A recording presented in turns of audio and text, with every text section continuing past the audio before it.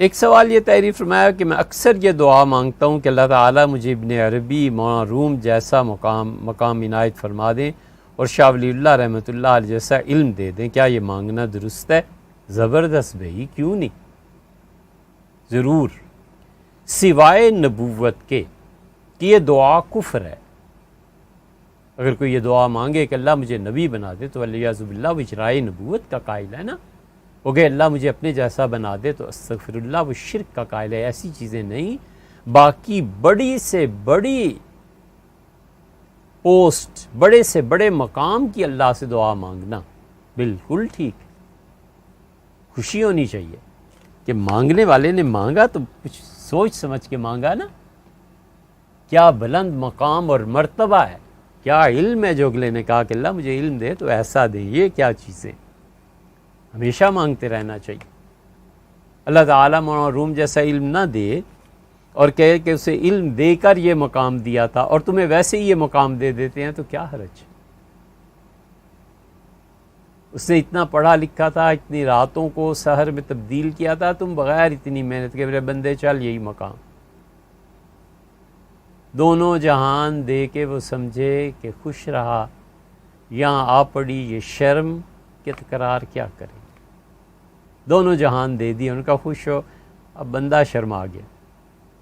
یہ بڑے ظرف کی بات ہے، آپ نے مانگا ہے کہ اللہ شاہ ولی اللہ رحمۃ اللہ ایسا علم کیوں نہیں بھئی، اس سے بڑھ کے اللہ سے دعا کیجئے، اللہ وہ مقامات بھی کھول دے جہاں آ کے شاہ ولی اللہ رحمۃ اللہ علیہ اٹک گئے۔ مانگنے والے کو مانگنا چاہیے خدا سے۔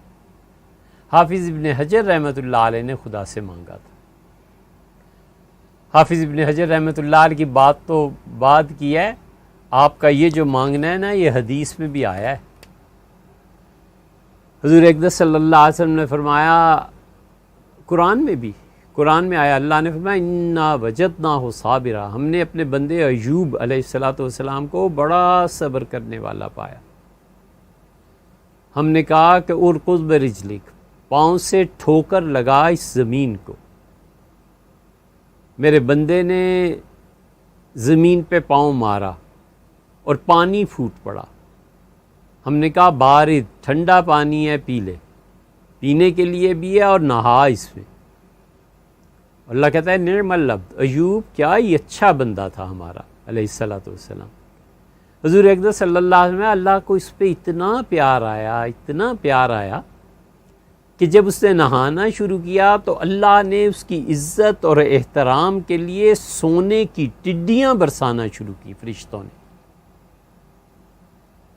تو انہوں نے کیا کیا، نہانا چھوڑ کے اپنی چادر جو پہنی ہوئی تھی بچھا دی اور ٹڈیاں سونا جمع کرنے لگے۔ تو اللہ تعالیٰ نے کہا کہ میرے بندے سے کہو کہ لم اغنیتک، ہم نے اتنا کچھ تجھے دے دیا، تجھے اب کیا ضرورت ہے سونے کی؟ کیا اتنا بے نیاز نہیں کر دیا کہ سونے کے مقابلے کئی چیزیں؟ کیا خوبصورت بات بندے نے کی، یہ بندہ ہے نا اللہ کا، اس نے کہا وَلَٰكِن لَا غِنَىٰ بِي عَن بَرَكَتِكَ، اللہ آپ کی مہربانیوں سے کون ہے جو بے نیاز ہو سکتا ہے؟ اللہ آپ دیں اور بندہ نہ لے، یہ کون ایسا بندہ ہے جو نہ لے؟ آپ کی جتنی بھی مہربانیاں اور زیادہ چاہتا۔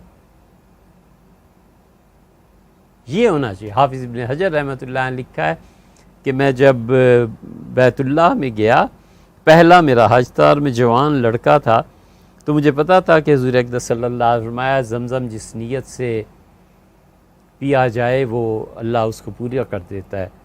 تو میں نے پہلا گھونٹ زمزم کا بھرا کنویں پہ کھڑے ہو کے، اور میں نے کہا اللہ مجھے اتنا علم دے دے جتنا آپ نے امام ذہبی رحمۃ اللہ علیہ کو عنایت فرمایا تھا۔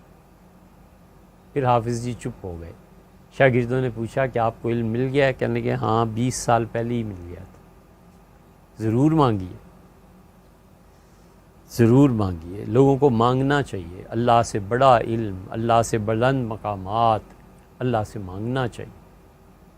دولت، پیسہ، قرض کی ادائیگی، اس سے اوپر بھی تو اٹھنا چاہیے نا، کس سے مانگ رہا ہے یہ بھی تو سوچنا چاہیے نا۔